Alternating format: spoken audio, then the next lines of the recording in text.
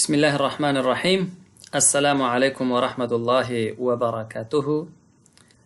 د اتم صنف د عربي کتاب دریم درس 11 صفحه العودة من السفر. العوده واپسی، یو ذهاب دی یو عوده ده کنه. ذهاب تک دی او بیرته واپس را تک ته موږ وایو العودة من د ل السفر سفرنه. العودة من السفر د سفرنا راستنیدل یا واپسی. یو ځل الولم به معنا کو. عبد الله طالب في جامعة الأزهر، هو بعيد عن أسرته. ينتظر عبد الله العطلة ليعود إلى بلده. اجتهد عبد الله في دروسه ونجح في الامتحان النهائي بالتفوق. اشترى عبد الله تذكرة السفر من خطوط أريانا للطيران. بدأ عبد الله يستعد للسفر، فذهب إلى السوق واشترى هدايا لأسرته. أخبر عبد الله أسرته بيوم سفره وساعة وصوله إلى مطار كابول. حضر بعض أفراد أسرة عبد الله إلى المطار. وصلت الطائرة في الموعد المقرر. نزل عبد الله من الطائرة فرحبت الأسرة به وفرح الجميع بوصوله سالما. عبد الله طالب زدكونکی دی. طالب زدكونکی في جامعه پوهنتون الازهر د پوهنتون نوم دی چې په مصر کې دی. عبد الله طالب في جامعة الأزهر. عبد الله د الازهر په پوهنتون کې زده کوونکی دی، زده کړیال دی. هو هغه بعید لرې دی عن ل اسرته اسره فامیل هی د هغه. هو بعید عن اسرته، هغه د خپل کورنۍ یا فامیل نه لرې دی. ينتظر انتظار کوي. عبد الله العطلة د رخصتۍ لی دا لام چې دی لپاره دی کنه. لیعود چې راستون شي واپس شي الی بلده خپل هیواد ته. بلد هیواد، ملک، هی د هغه اشاره ده کنه، ضمیر دی. ينتظر عبد الله العطلة ليعود الى بلده. عبد الله د رخصتۍ انتظار کوي تر څو خپل ملک ته راستون شي.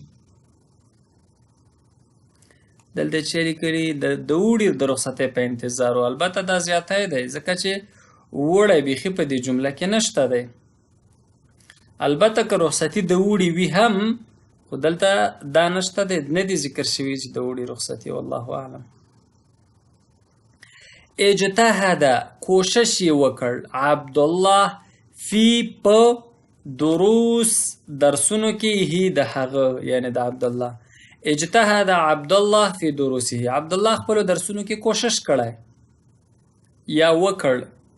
ونجح او کامیاب شو فی په الامتحان النهائي. ګوره امتحان ته پښتو کې امتحان وایي، عربي کې مرته ویلی شي، خو عربي کې امتحان ته اختبار وایي.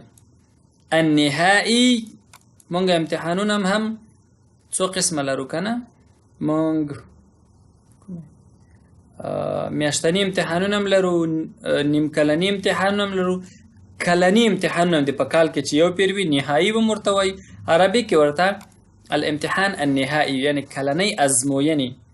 ونجح في الامتحان النهائي بالتفوق، اعلی درجه چې ورته وایي کنه. لکه څنګه چې د مختلفې درجې دي په صنف کې، په عربي کې هم داسې درجې لرو. جید، ښه، جید جدا، ممتاز او متفوق. دا څو درجې دي چې په صنف کې زده کوونکي دا درجه اخیستلی شي. اشترا واخیست، لکه په پیسو باندې یو څوک رانیول او پلورل وایي کنه. پیر او پلور چې ورته وایي. وپیره، واخیست عبدالله تذکره. پښتو تذکره نه ده، دلته تذکره ټیکټ ته وایو. تذکره ټیکټ. عموما بعضې موټرونه یا بعضې جهازونو ته چې خیجې ته باید یو ټیکټ واخلې. نو تذکره څه ته وایي؟ ټیکټ ته وایي. السفر یعنی د سفر ټیکټ من د خطوط آریانا. خطوط ته انګلیش کې ایرلاینز وایو که نه، ایرلاینز یعنی د هوایي لیکې چې دي، موږ پښتو کې ورته هوایي لیکې وایو. دلته خو صرف لیک خطوط الجو دی که نه، خو دلته صرف خطوط کړی یعنی هوایي لیکې چې کوم دي، کوم آریانا للطیران د پروازونو. اشترى عبد الله تذكرة السفر من خطوط آریانا للطيران. عبد الله د سفر ټیکټ د آریانا د هوایي لیکو څخه وپیره یا یې واخیسته. دلته چې لیکي د شرکت څخه، اوس دلته د شرکت نوم نه دی ذکر که نه، ټیکټ واخیست په هر صورت.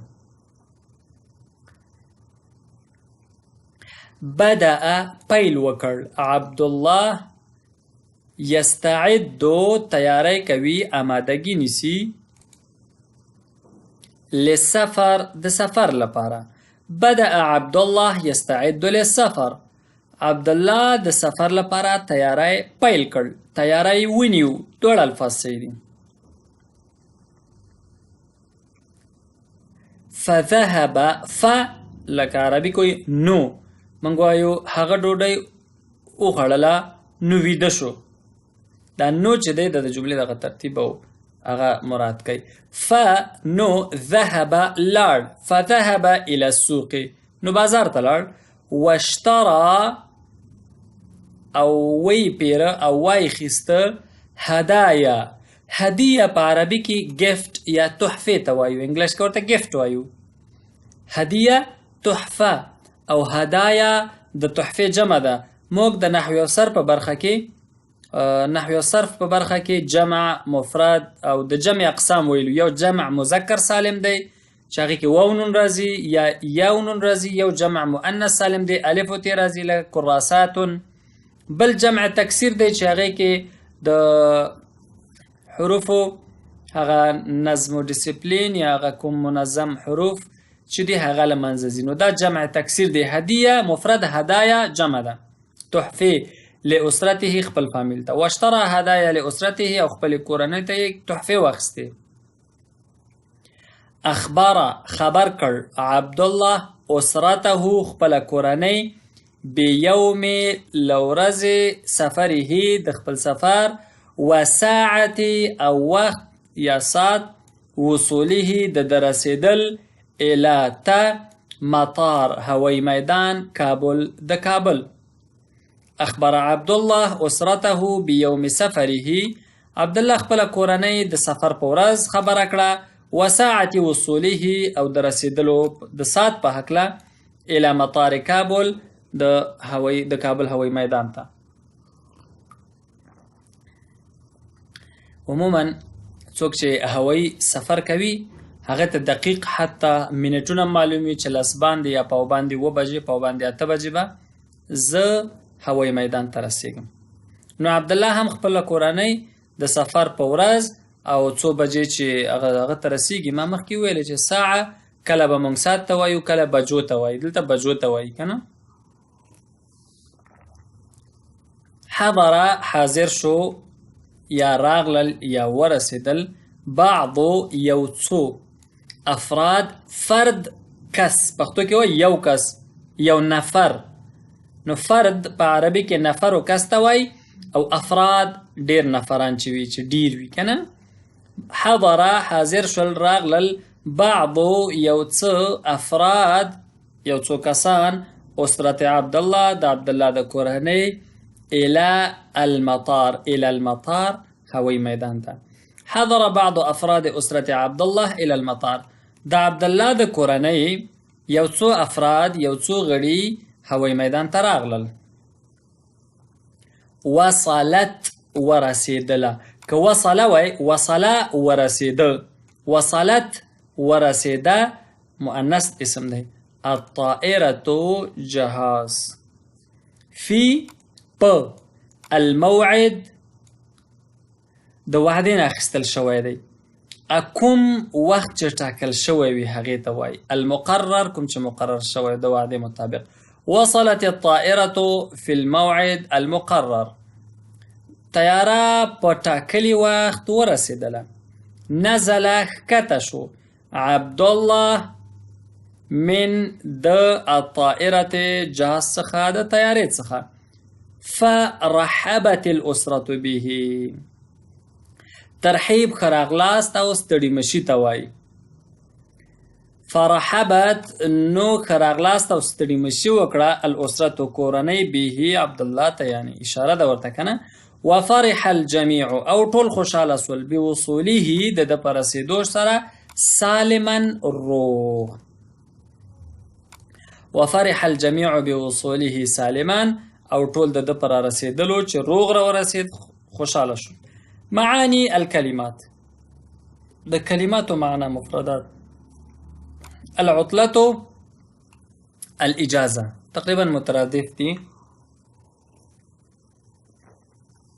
عربي کې العطله والاجازه یو شی دی. الاجازه او العطله رخصتي ته ویل شو. رحبت یعنی استقبلت هم دی. استقبلت استقبال ته وایي لکه یو څوک د چا مخې ته راوځي. او رحبت چې دی یعنی ښه راغلاست یې وکړه ستړي مشي. التفوق یعنی الدرجة العليا لوړه درجه.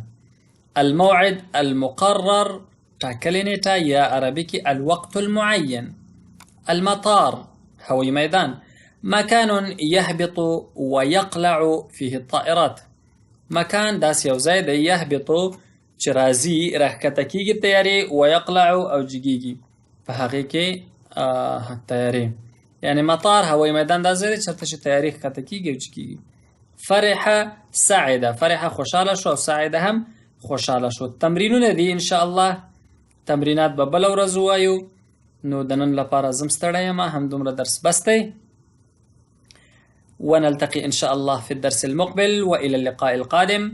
أستودعكم الله والسلام عليكم ورحمة الله وبركاته.